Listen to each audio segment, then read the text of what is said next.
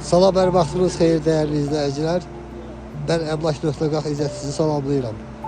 Bugün mən sizə Qax Rüsü istiqamətində prospektdə yol kənarında satışa qoyulmuş 120 kvadrat sənədli obyekti təqdim edirəm.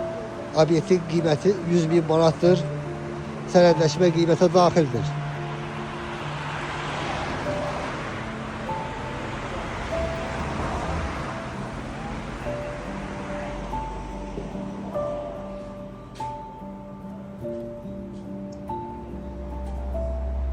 Obyektdə bütün şərait var. Sanuzeri var.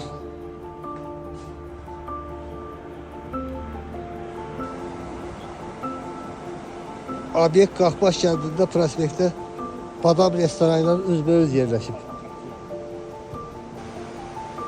Sağ olun, diqqətinizə görə təşəkkür edirəm.